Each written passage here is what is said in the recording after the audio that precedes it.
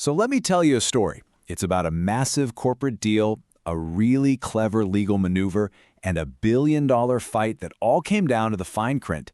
And it all hinges on one single crucial question.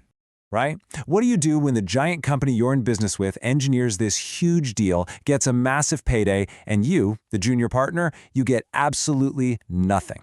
Well, that's exactly the situation we're going to break down today. It's a wild story about how these huge billion-dollar deals can turn on just a few words in a contract. So, let's meet our players. In one corner, you've got PCRD. This is the giant, a huge public company run by magnate Richard Lee, holding a whopping 75% of the joint venture. And in the other corner, CIIP, a much smaller Canadian partner, holding the other 25%. I mean, this is a classic David and Goliath setup right from the start. Okay, so to really get how this all went down, here's our roadmap. First, we'll look at the original partnership and the promise that was supposed to hold it all together. Then we'll get into the crazy complex restructuring that just blew everything up. After that, we'll dive into the main event, the legal battle of substance versus form. We'll see what the court decided, and then, most importantly, we'll pull out the key lessons you need to know from all this fine print. All right, let's rewind the clock to 1996. PCRD and CIP's predecessor get together to develop an underground car park in Shanghai. Pretty straightforward project. They create a joint company, Quinlivan, and they sign a shareholders agreement that included one very important promise. And that promise was something called a tag-along right. Now, the idea is actually pretty simple, but it is incredibly powerful. It's basically a shield for the little guy. It says, hey, big partner, if you find some awesome deal to sell your shares, you have to let me tag along and sell my shares for that same awesome price. It's designed to stop the small guy from getting stuck with the new partner they never wanted. And here's the exact wording from their contract. It's key.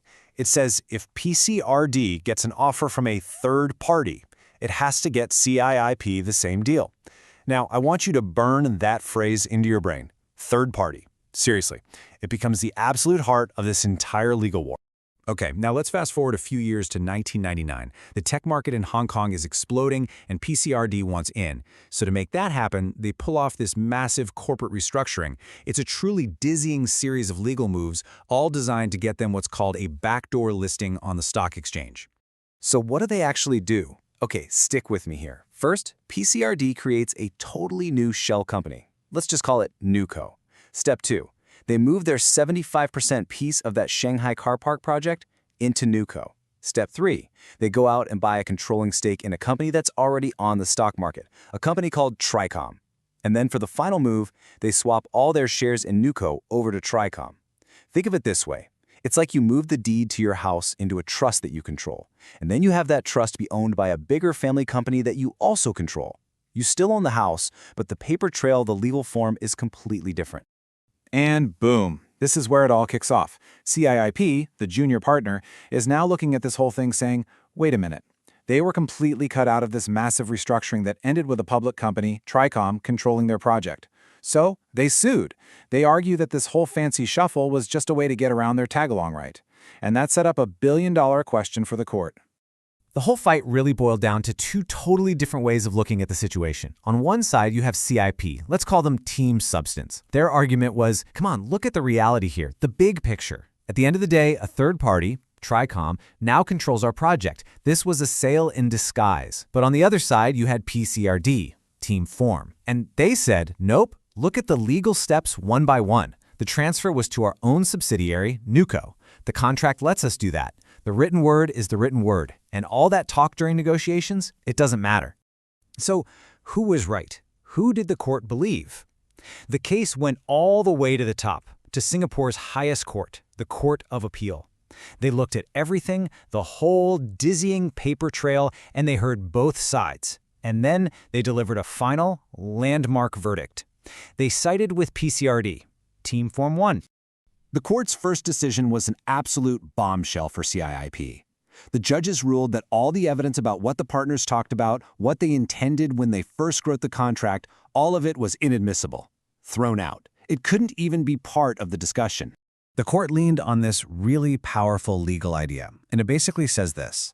Once you sign a contract, a court's job is to figure out what the words on the page actually mean, not to play detective and guess what you hoped they meant. Your subjective intent is irrelevant. The final document is the only truth that matters. What you signed is what counts, period. And that first ruling really set the stage for the second big decision.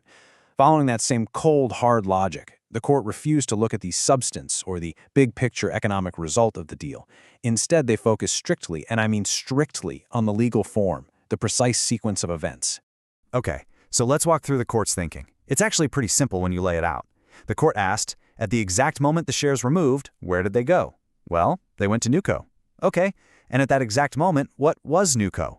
It was a subsidiary, an associated company of PCRD. It was part of their corporate family. It was not a third party.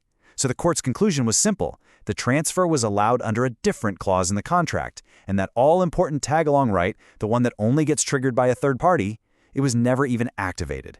The form of the deal was legally perfect, even if the substance felt totally different to CIIP.